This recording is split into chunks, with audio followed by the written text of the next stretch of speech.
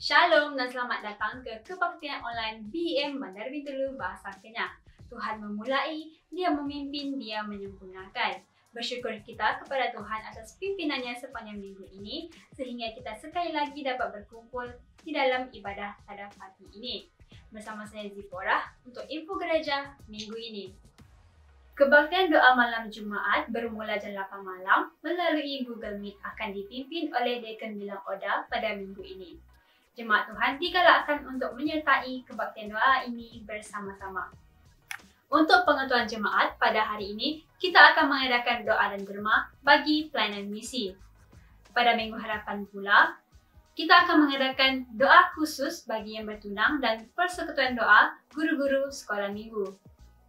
Kebaktian EJK Pelayanan Wanita akan diadakan pada 5 Julai bersamaan dengan hari Isnin secara atas talian. Kebaktian doa ini akan dipimpin oleh Puan Reta Anyan. Akhir sekali, kepada jemaat yang ingin memberi wang persembahan atau persepuluhan, Anda boleh melakukan transaksi secara atas talian ke nomor-nomor bank account yang berikut. Jemaat yang dikasihi, ibadah kita akan bermula sebentar sahaja lagi. Diharapkan agar jemaat dapat memberikan tumpuan sepenuhnya sepanjang berlangsungnya ibadah kita pada pagi ini. Sekian saja info gereja minggu ini. Selamat beribadah dan Tuhan Yesus memberkati. Shalom, selamat pagi, selamat bertemu kembali dalam kebaktian kita pada pagi hari ini. Kita bersyukur karena kasih karunia Tuhan yang telah menyertai kita hingga kita diberikan kesempatan untuk sama-sama dalam kebaktian kita pada pagi hari ini. Jadi sebelum kita masuk dalam kebaktian kita ingin menyerahkan segalanya ke dalam tangan Tuhan agar semuanya berjalan dengan baik. Jadi mari jemaat Tuhan kita sama-sama berdoa. Saya akan bawa kita dalam doa. Haleluya Tuhan, haleluya Roh Kudus. Segala puji syukur kami naikkan hanya bagi-Mu ya Bapa. Karena Engkau Tuhan yang telah menyertai kami hingga pada saat ini Tuhan Yesus, kami diberikan kesempatan untuk sama-sama berkumpul untuk memuji dan menyembah-Mu dalam kebaktian pada pagi hari ini. Tuhan, kami ingin serahkan dari permulaan hingga selesai kebaktian ini dalam tangan-Mu Tuhan Yesus. Dan kami rindu Tuhan Yesus lewat puji dan sembah yang akan kami naikkan ya Bapa. Kami dapat merasakan Tuhan hadirat-Mu, jamahan-Mu Tuhan Yesus hadir di tengah-tengah kami ya Bapa. Tuhan, kami juga ingin serahkan mungkin ada di kalangan kami Tuhan Yesus yang dalam keadaan sakit, kelemahan tubuh, walaupun apapun masalah yang kami hadapi pada saat hari ini Tuhan Yesus, kami serahkan dalam tangan-Mu. Biarlah Engkau yang memberikan kami kekuatan, berikan kami kelepasan Tuhan Yesus, agar kami dapat memuji dan menyembah-Mu bersama-sama pada saat hari ini ya Bapa. Terpujilah Engkau Tuhan Yesus. Kami buka ibadah kami hanya di dalam nama Yesus Kristus. Amin. Mari jemaat Tuhan, saya ajak kita sama-sama bangkit berdiri. Kita ingin memuji dan menyembah Tuhan. Haleluya.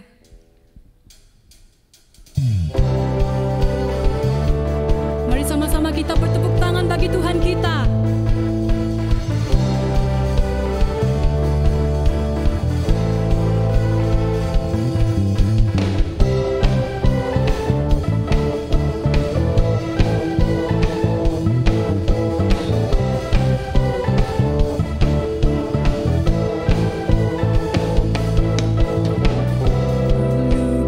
Cakrawala merangkai jagat raya,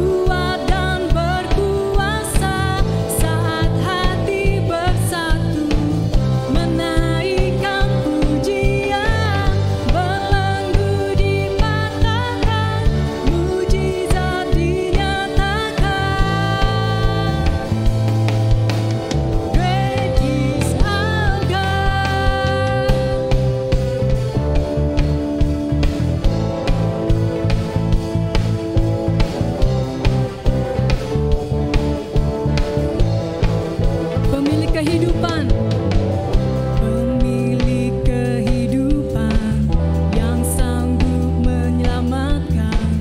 Dialah jalan kebenaran. Kami rindukan kuasa lawatan-Mu, kebangkitan pasti terjadi. Datanglah dan bertahta, kuat dan berkuasa, saat hati bersatu menaikkan pujian, belenggu dipatahkan, mujizat dinyatakan. Great is our God. Haleluya.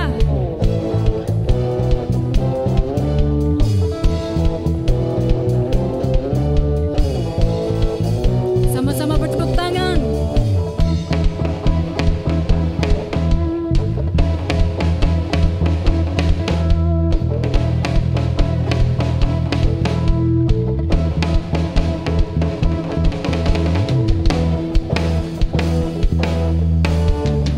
Sama-sama nyatakan. Kami rindukan kuasa lawatan-Mu, kebangkitan pasti terjadi. Datanglah dan bertahta, kuat dan berkuasa, saat hati bersatu menaikkan pujian, belenggu dipatahkan, mujizat dinyatakan. Great is our God. Haleluya, berikan sorak-sorai bagi Tuhan. Haleluya.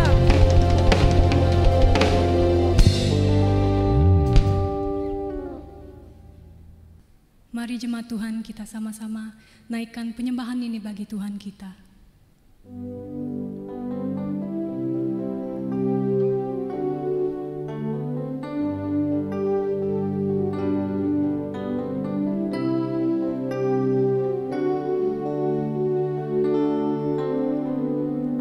Telah kulihat bukti kasih-Mu,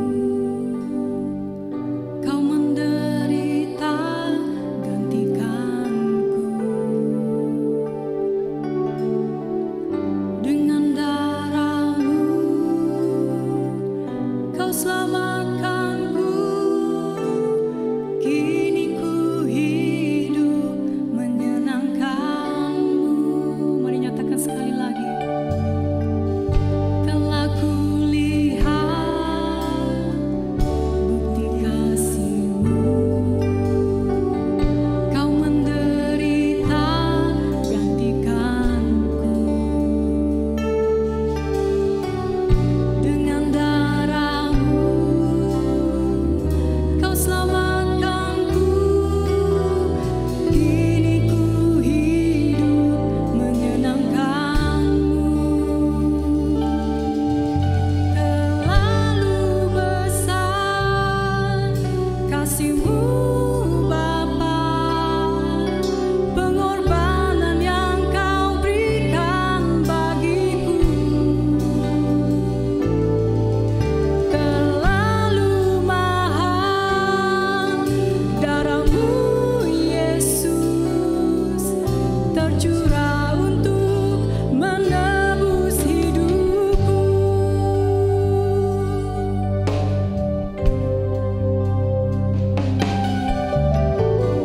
Telah kulihat bukti kasih-Mu, Kau menderita gantikanku. Dengan darah-Mu Kau selamatkanku. Kini ku hidup menyenangkan-Mu. Terlalu besar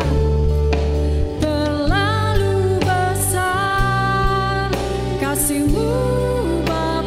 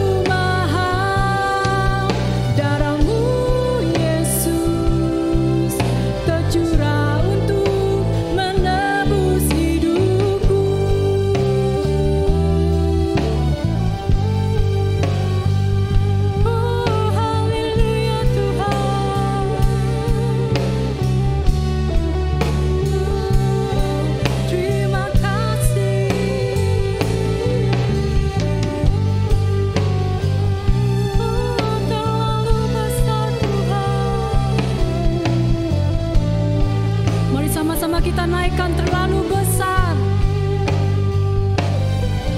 Terlalu besar kasih-Mu Bapa, pengorbanan yang Kau berikan bagiku. Terlalu mahal darah-Mu Yesus, tercurah untuk menebus hidupku, tercurah untuk menebus hidupku, tercurah untuk menebus hidupku.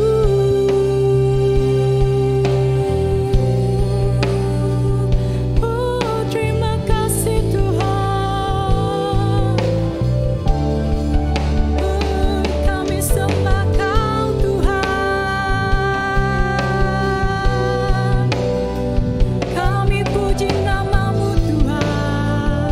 Oh, haleluya.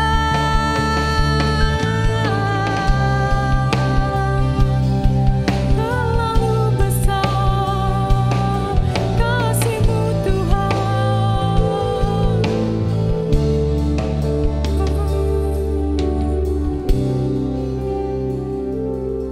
Haleluya Tuhan Yesus. Terima kasih ya Bapa atas pengorbanan-Mu Tuhan. Terima kasih Tuhan atas cinta-Mu Tuhan Yesus bagi kami.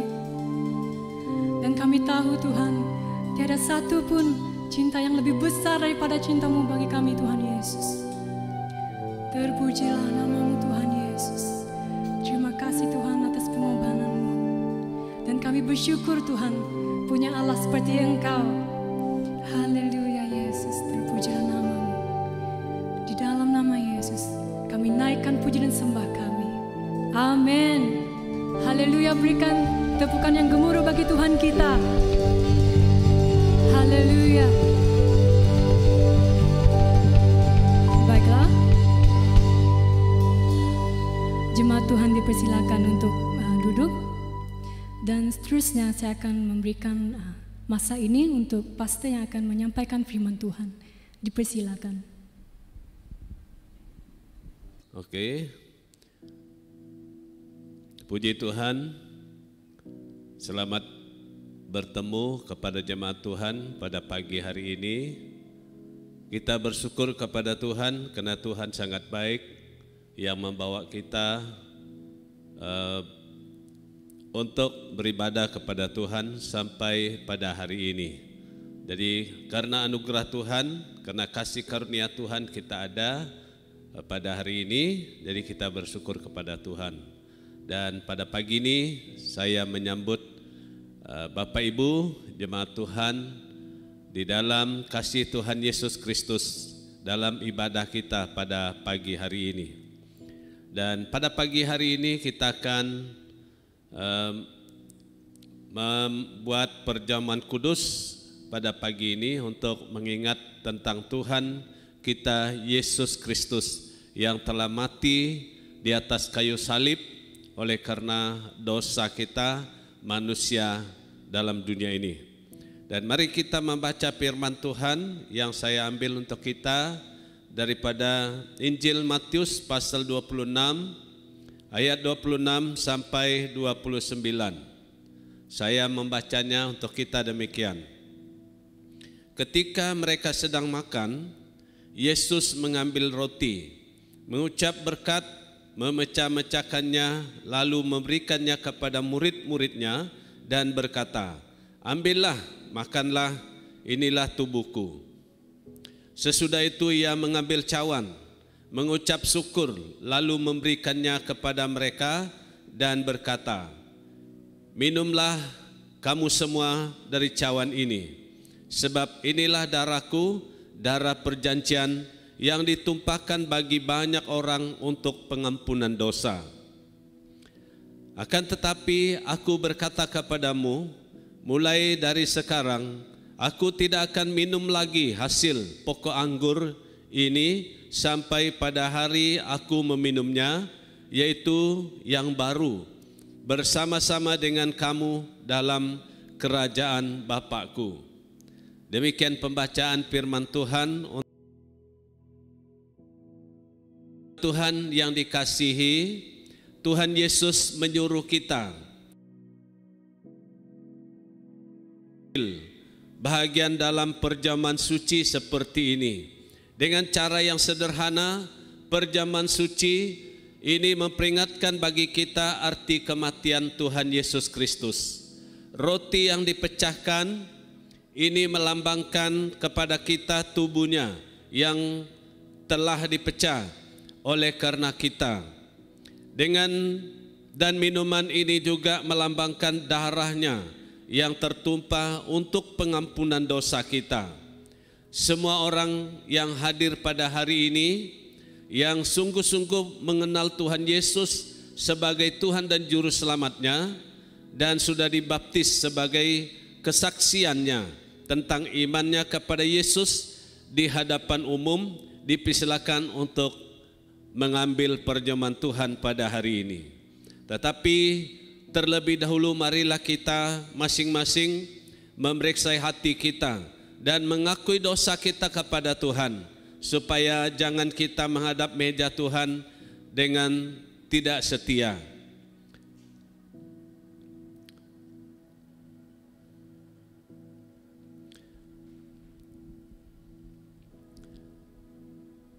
Kali lagi saya membaca kata Tuhan.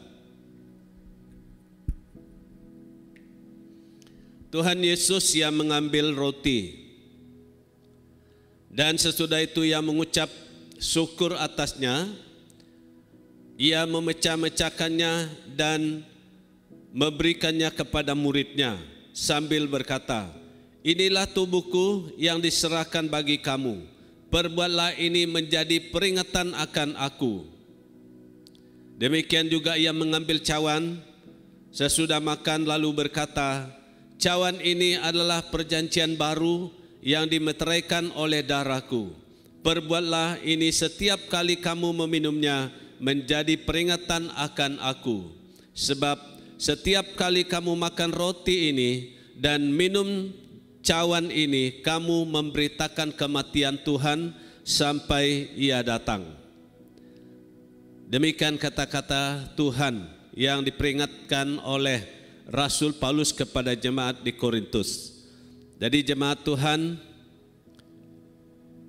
pada kesempatan ini saya beri kesempatan supaya jemaat Tuhan mengambil roti, menyediakan roti dan air, dan kita akan sama-sama minum atau makan perjamuan kudus pada hari ini. Saya beri waktu untuk sedia roti dan minuman.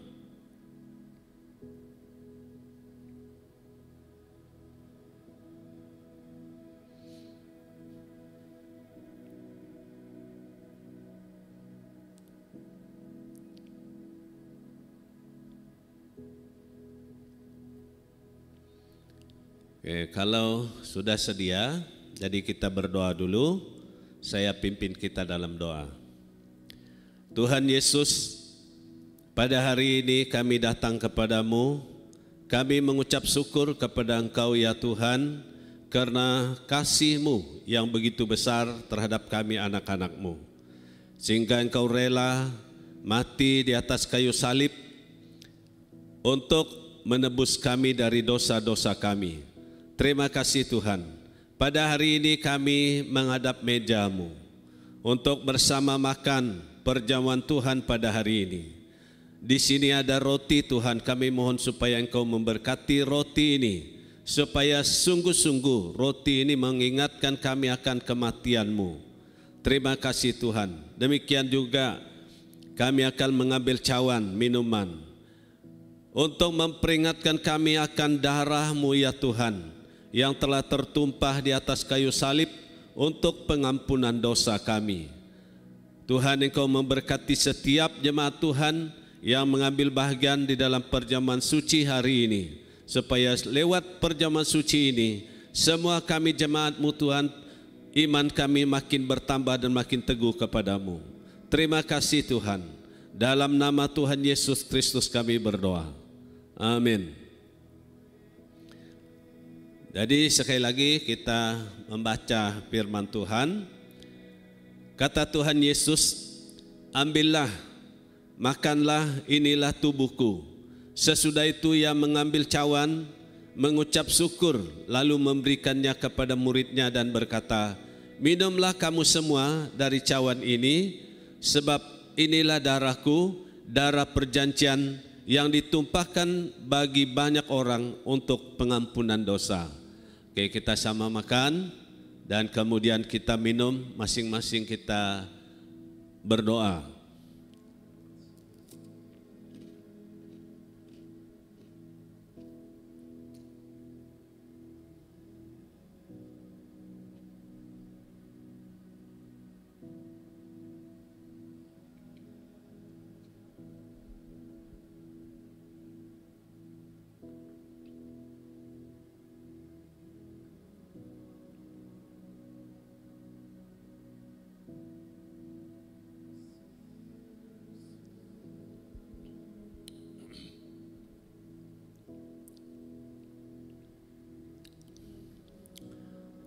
Oke, kita berdoa. Tuhan Allah Bapa di sorga, kami mengucap syukur kepadamu Tuhan karena Engkau menyertai kami dalam perjamuan suci ini dari permulaan hingga selesai. Dan kami sekali lagi mengucap syukur kepadamu Tuhan karena anugerah-Mu, kasih karunia Tuhan menyelamat kami dari dosa kami. Walaupun kami manusia yang berdosa, tapi Engkau rela mati ganti kami yang berdosa ini untuk membenarkan kami di hadapan-Mu ya Tuhan. Terima kasih Tuhan. Berkatilah kami semua yang sempat mengambil bahagian di dalam perjamuan kudus ini pada hari ini. Demikian juga yang tidak sempat bersama kami. Tuhan, Engkau memberkati kami semua. Terima kasih, dalam nama Tuhan Yesus Kristus kami sudah berdoa. Amin. Oke, terima kasih. Selesailah perjamuan kudus kita pada pagi hari ini. Oke, kita bersyukur kepada Tuhan karena kita sudah mengambil perjamuan kudus bersama-sama pada hari ini.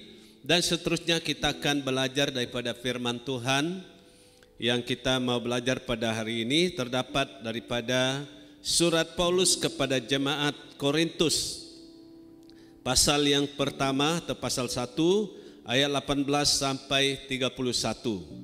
Mari kita lihat 1 Korintus pasal 1 ayat 18 sampai ayat 31. Saya bacanya untuk kita demikian.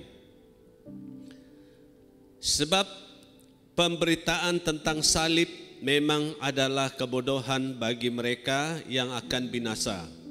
Tetapi bagi kita yang diselamatkan, pemberitaan itu adalah kekuatan Allah. Karena ada tertulis, aku akan membinasakan hikmat orang-orang berhikmat dan kearifan orang-orang bijak akan kulenyapkan. Di manakah orang yang berhikmat? Di manakah ahli Taurat? Di manakah pembantah dari dunia ini? Bukankah Allah telah membuat hikmat dunia ini menjadi kebodohan? Oleh karena dunia dalam hikmat Allah tidak mengenal Allah oleh hikmatnya, maka Allah berkenan menyelamatkan mereka yang percaya oleh kebodohan pemberitaan Injil. Orang Yahudi yang menghendaki tanda dan orang-orang Yunani mencari hikmat. Tetapi kami memberitakan Kristus yang disalibkan untuk orang-orang Yahudi suatu batu sandungan, dan untuk orang-orang bukan Yahudi suatu kebodohan. Tetapi untuk mereka yang dipanggil, baik orang Yahudi maupun orang bukan Yahudi, Kristus adalah kekuatan Allah dan hikmat Allah.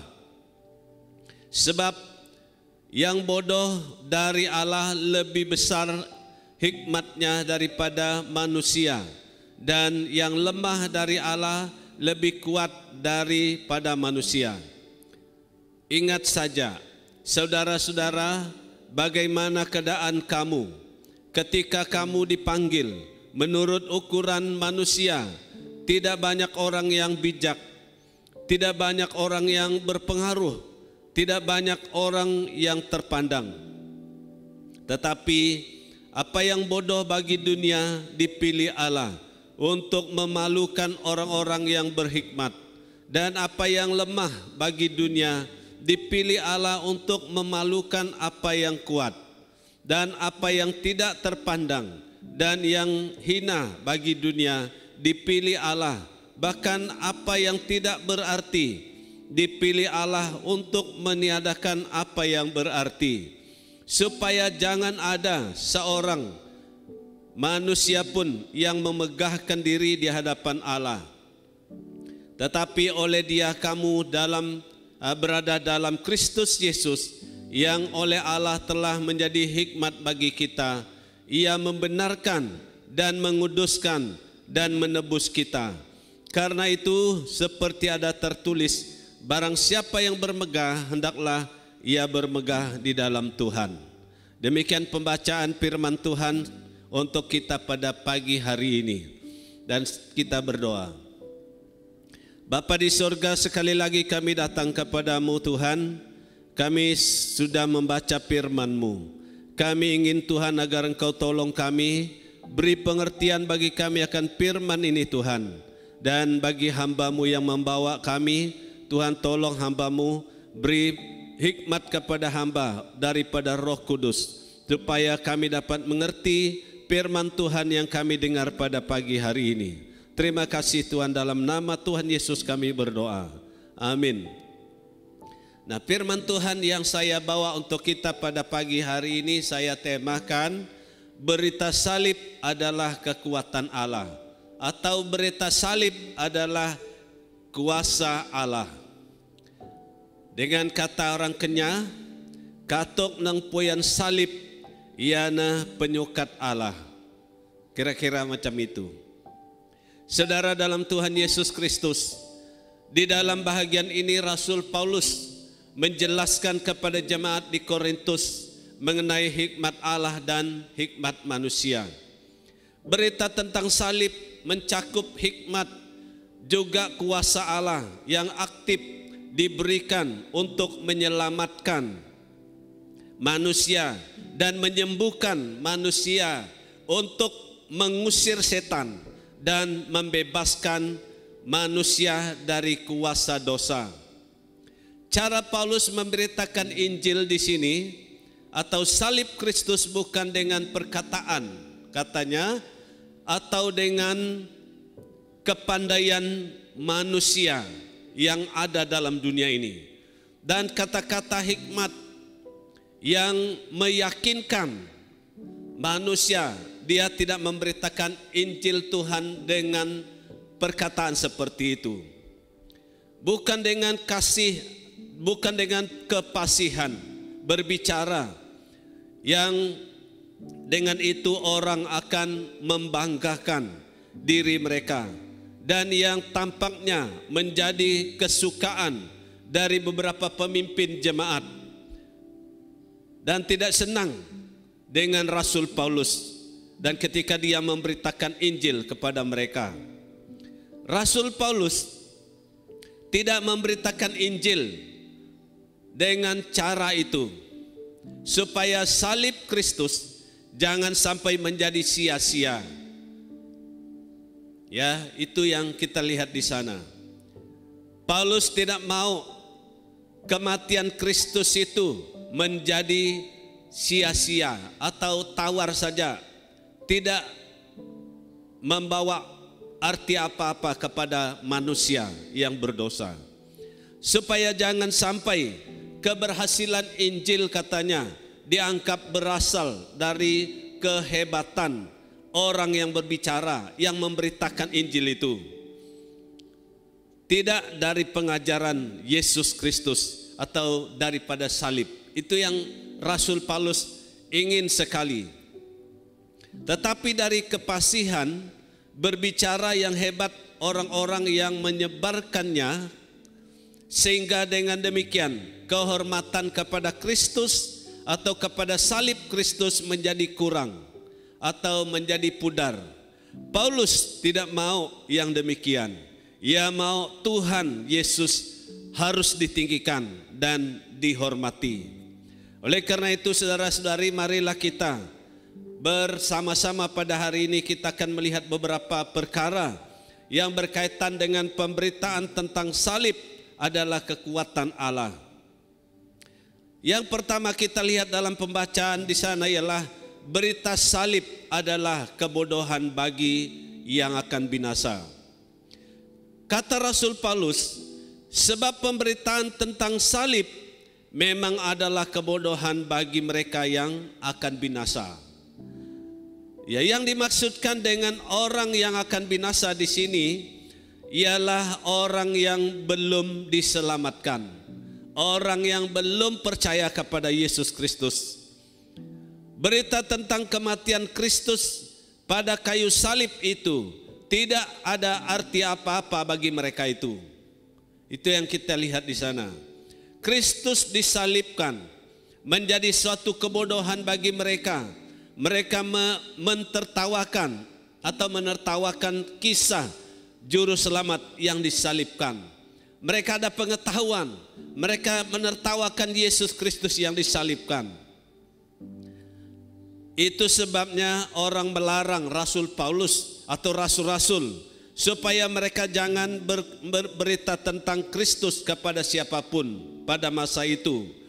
Rasul-rasul diperintah supaya sama sekali jangan berbicara atau mengajar lagi dalam nama Yesus. Itu yang dikatakan kepada mereka pada waktu itu. Itu dalam Kisah Para Rasul pasal 4 ayat 17 dan 18. Mereka adalah orang-orang yang berpengetahuan, ada pengetahuan yang luar biasa. Inilah yang dikatakan hikmat manusia.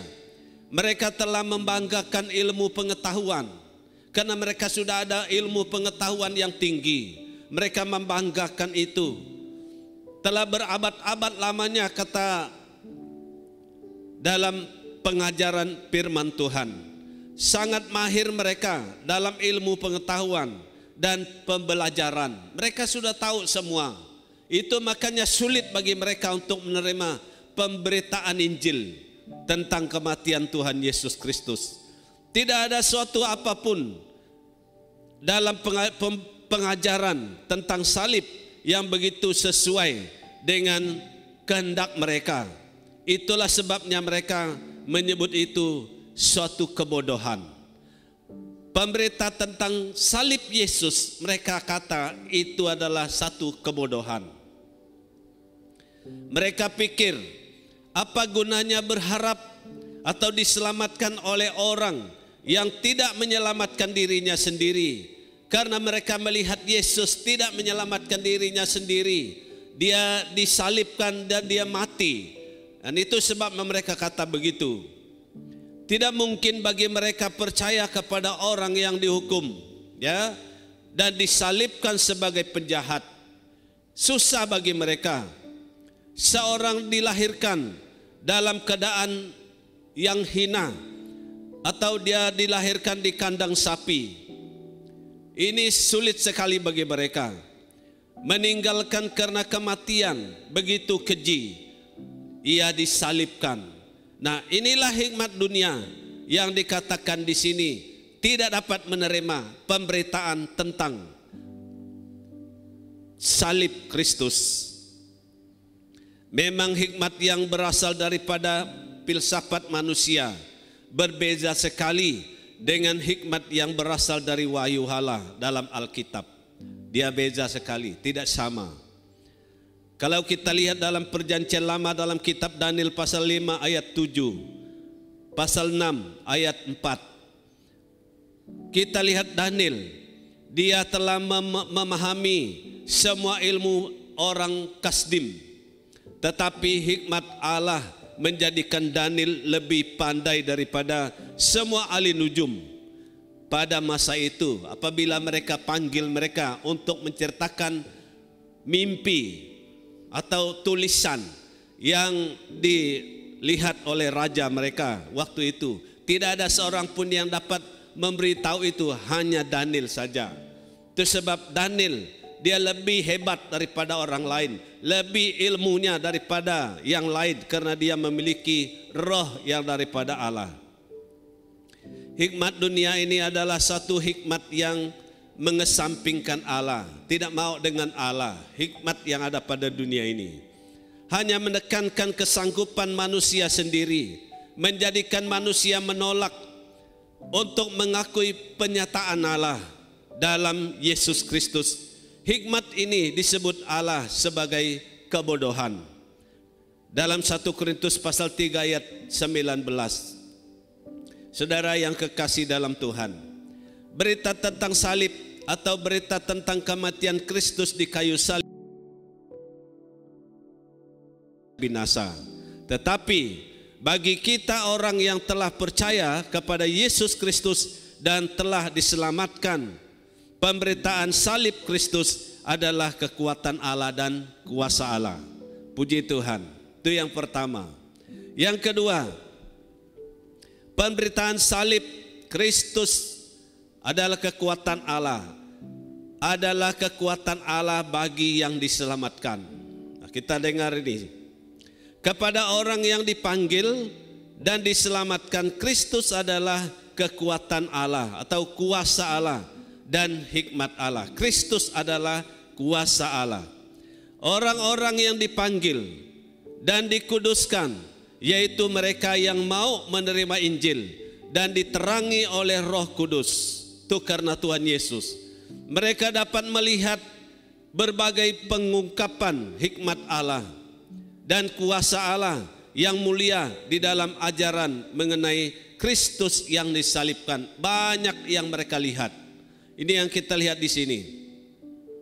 Orang-orang yang diselamatkan diperdamaikan dengan Tuhan dengan ajaran tentang salib, tentang Yesus Kristus. Mereka dibenarkan, ya. Mereka mengalami sendiri segala rahasia tentang Kristus yang disalibkan. Ini orang yang sudah percaya.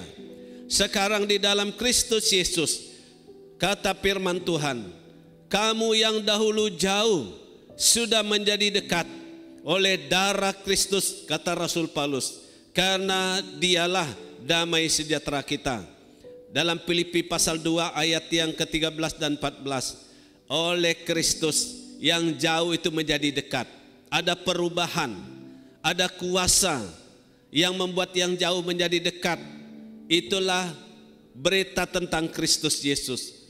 Bagi yang diselamatkan, pemberitaan tentang salib adalah kekuatan atau kuasa Allah yang berkuasa untuk menyelamatkan jiwa orang-orang yang percaya kepada Yesus Kristus, untuk mendatangkan kesucian, hidup suci kepada mereka. Mereka orang berdosa sebelum percaya kepada Yesus. Bila mereka percaya kepada Yesus, mereka diselamatkan. Mereka boleh atau mendapat hidup yang suci daripada Tuhan. Itulah sebab Paulus hanya memberitakan Injil, bukan memberitakan hikmat manusia. Injil saja katanya, Injil yang saya beritakan. Saya tidak memberitakan hikmat yang daripada dunia ini, kata Rasul Paulus. Karena hanya ajaran tentang salib Kristus saja yang dapat menyelamatkan orang berdosa. Inilah yang kita lihat daripada orang yang sudah diselamatkan. Pemberitaan tentang salib diilhamkan oleh Allah. Dan bagi yang akan binasa, sebab mereka memandangnya sebagai kebodohan. Mereka tidak mau pikir dan di luar filsafat mereka, sehingga mendatangkan kebinasaan bagi mereka. Walaupun ada orang yang tidak percaya, tidak mengatakan itu boleh mengubah hidup manusia, karena mereka tidak percaya. Betapa bezanya dengan orang yang diselamatkan. Mereka terima Injil Kristus dan percaya kepada Yesus Kristus. Injil itu berkuasa mengubah kehidupan mereka, yaitu orang yang sudah percaya. Injil berkuasa menghasilkan perubahan dalam hidup seseorang yang sudah percaya kepada Tuhan Yesus Kristus. Dari orang berdosa menjadi orang kudus. Ya, daripada orang yang berdosa, bila dia percaya kepada Yesus, mengaku dosanya, Yesus yang menguduskan dia dengan darahnya. Kuasa itu nyata dalam hidup apabila seseorang menerima Yesus dan percaya kepadanya, kepada Yesus Kristus.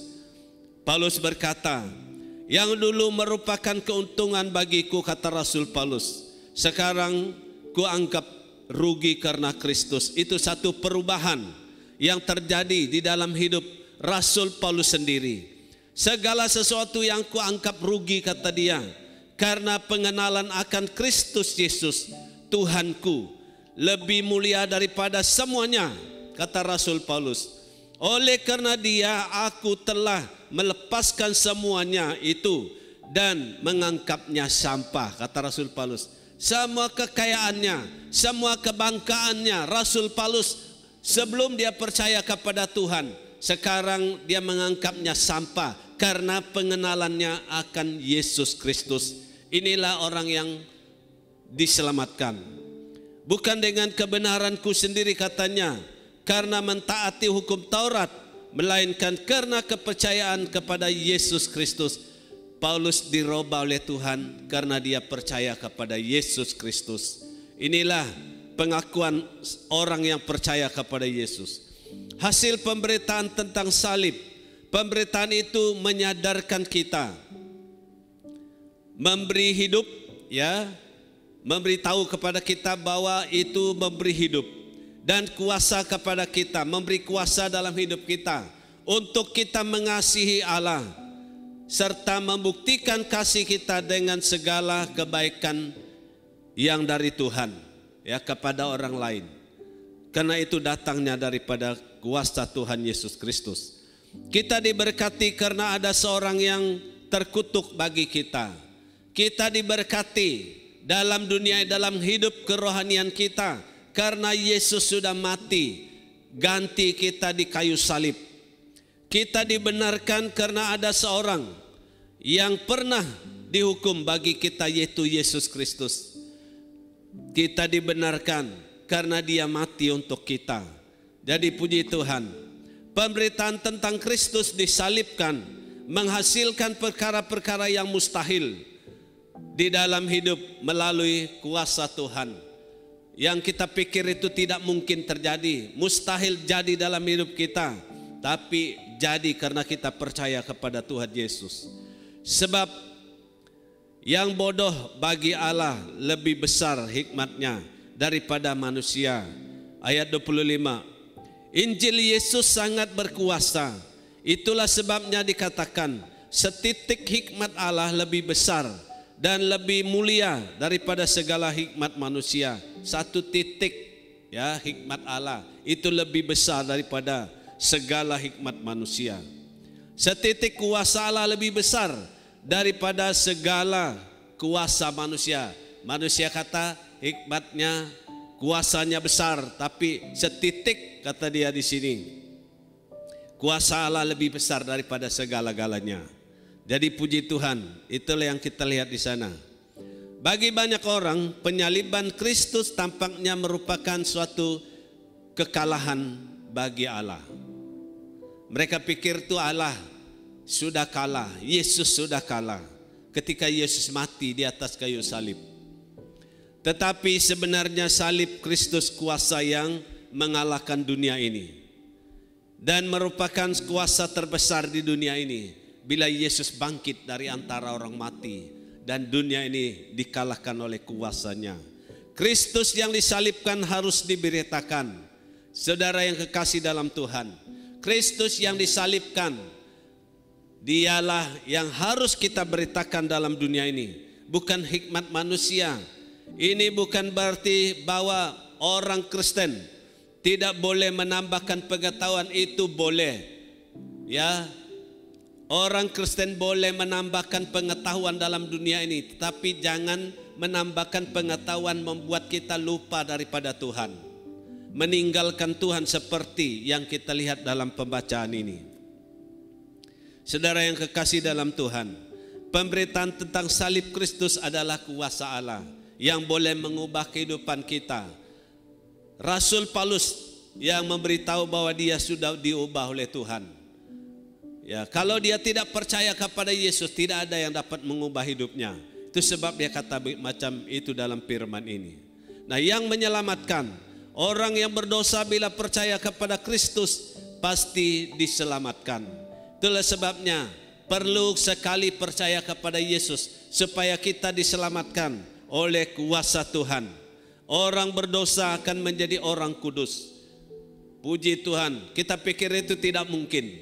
Bagi hikmat manusia tadi, tidak mungkin itu jadi kata mereka. Tapi apabila kita percaya kepada Tuhan, hidup kita diubah oleh Tuhan. Yang berdosa menjadi orang kudus. Oleh kuasa Allah melalui darah Tuhan Yesus Kristus. Puji Tuhan. Jadi itu yang kita dengar. Yang kedua. Yang ketiga seterusnya adalah suatu sandungan, batu sandungan bagi orang Yahudi. Pemberitaan salib Kristus kepada orang lain bagi orang Yahudi adalah satu batu sandungan. Kristus disalib menjadi batu sandungan bagi orang-orang Yahudi. Mereka tidak dapat menerima hal itu. Orang beritahu Yesus adalah juru selamat, mereka kata tidak. Ya, itulah Paulus, dia kata dengan mereka, batu yang dibuang itu diambil oleh Allah, kata dia, untuk menjadi batu penjuru. Mereka memiliki kebanggaan bahwa Mesias mereka yang mereka tunggu-tunggu haruslah seorang raja, seperti layaknya seorang raja di dunia ini. Mereka tunggu Mesias. Ada satu orang, dia bersaksi kepada gereja kita di Belaga dahulu. Sampailah mereka cakap tentang Yesus bangkit dari antara orang mati. Karena dia seorang Yahudi. Tapi dia kata, kami belum tahu Yesus datang. Itu kata dia. Jadi itu yang kita lihat. Begitulah anggapan mereka. Mereka tunggu Mesias. Walaupun mereka tahu ada Mesias, Yesus Kristus yang hidup. Dia mengaku dia Mesias. Tapi mereka tidak kata dia Mesias. Mereka masih tunggu Mesias yang mereka pikirkan. Karena mereka pikir Mesias yang mereka punya ini, dia akan datang sebagai raja. Menjadi raja mereka seperti Raja Daud dalam dunia ini. Tapi Tuhan berkata tidak akan datang seperti itu. Jadi itulah sebab salib ini menjadi batu sandungan kepada mereka. Itu sebab mereka tidak akan pernah mengakui orang atau Yesus Kristus yang datang begitu hina. Ya, di dalam kehidupannya yang mengalami kematian yang begitu terkutuk, ya, sebagai penyelamat dan raja mereka. Mereka tidak akui. Itulah orang Yahudi, karena itu menjadi batu sandungan. Mereka memandang rendah dan menganggap dia benar-benar orang buruk karena dia tergantung di atas kayu salib. Itulah orang Yahudi. Dan juga karena ia atau Yesus tidak memuaskan hati mereka dengan tanda yang sesuai dengan keinginan mereka. Tuhan tidak membuat tanda kepada mereka yang mereka mau. Walaupun kuasa ilahinya atau Yesus tampak di dalam berbagai mujizat yang dilakukan oleh Tuhan Yesus waktu dia ada dalam dunia ini, tidak terhitung jumlah mujizat Tuhan yang dilakukan. Orang Yahudi menghendaki tanda yang lain. Ya, mereka tidak kira itu. Dan itulah orang Yahudi terhadap Tuhan kita Yesus Kristus. Orang-orang Yahudi menantikan Mesias yang akan meninggikan bangsa mereka dan mendirikan kerajaan mulia di tengah-tengah bangsa mereka. Ini anggapan orang Yahudi. Apabila orang Yahudi berhadapan ataupun diperhadapkan kepada seorang Mesias yang disalibkan seperti seorang hukuman, ya, mereka merasa terhina, sehingga pemberitaan tentang salib itu menjadi satu batu sandungan bagi mereka dan menjadi kebodohan bagi orang-orang Yunani. Oke, saudara yang kekasih dalam Tuhan, ini yang kita lihat daripada firman ini. Nah, bagi orang Yunani, Kristus Allah yang menjelma menjadi manusia itu adalah suatu kebodohan. Ya, mereka tidak percaya juga itu orang Yunani. Pemberitaan tentang Kristus ialah telah mati supaya ia memberi hidup kekal kepada orang berdosa juga menjadi kebodohan bagi mereka. Walaupun baik yang Tuhan Yesus buat, tapi mereka kata itu tidak. Pada masa ini banyak juga orang berpikiran demikian. Kalau kita beritakan Injil kepada mereka, mereka menolak karena mereka ada berpikir seperti mereka itu berpikir. Nah, saudara yang kekasih dalam Tuhan, inilah firman Tuhan yang kita dengar pada pagi hari ini berkenaan dengan pemberitaan tentang salib Kristus adalah kekuatan Allah. Kita dibenarkan oleh Allah di dalam Yesus Kristus. Ada kuasa yang membenarkan kita di dalam Tuhan Yesus Kristus. Kita semua sudah berdosa dan patut dihukum. Karena itu kita perlu dibenarkan oleh Allah. Ya, telah dibenarkan. Sepatutnya kita dihukum, tapi kita sudah dibenarkan oleh Allah di dalam Yesus Kristus. Tuhan Yesus sudah menyediakan kebenaran itu dengan menggantikan kita dan mati di atas kayu salib karena dosa kita. Ini yang kita lihat dalam firman Tuhan ini. Kita yang percaya diterima di dalam Yesus Kristus, puji Tuhan.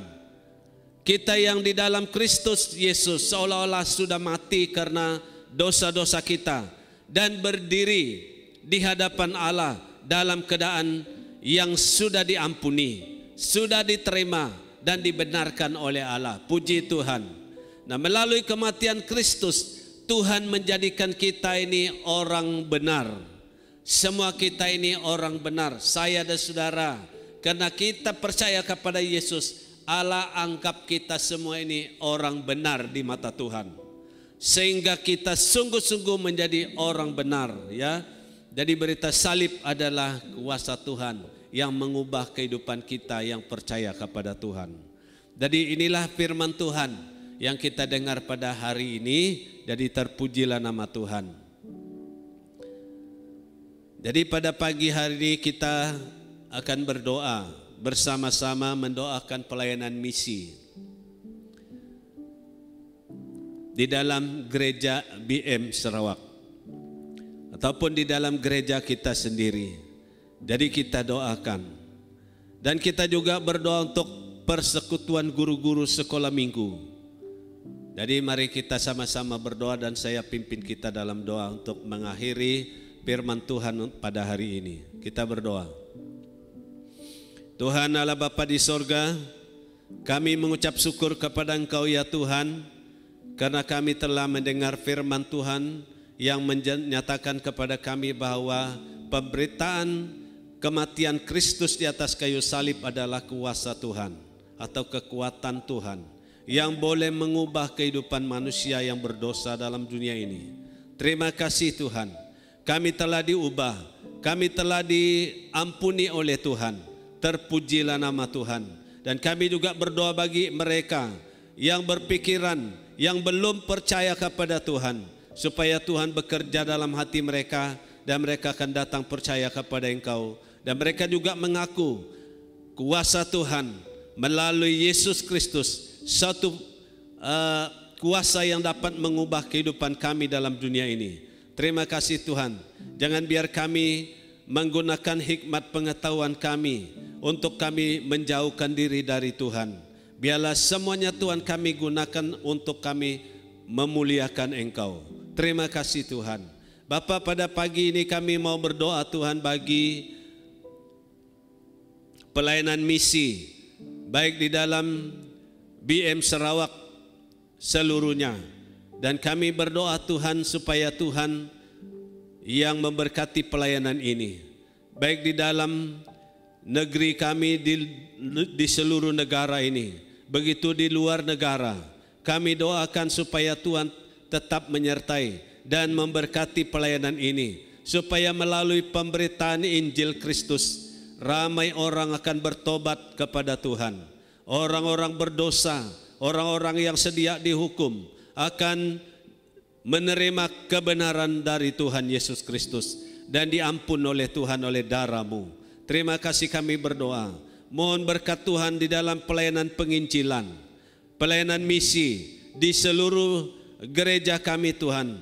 Baik di gereja kami sendiri, di tempat ini, kami berdoa supaya Tuhan campur tangan, supaya pelayanan misi dapat berjalan dengan baik.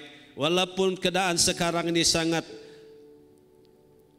menghalang kami, tidak dapat kami buat apa-apa, tetapi kami percaya Tuhan, Engkau campur tangan dalam pelayanan ini, dan pelayanan ini dapat diteruskan dan berjalan dengan baik ke dalam dunia ini. Terima kasih Tuhan. Bapa, kami juga berdoa Tuhan bagi persekutuan guru-guru sekolah minggu, khususnya dalam gereja kami.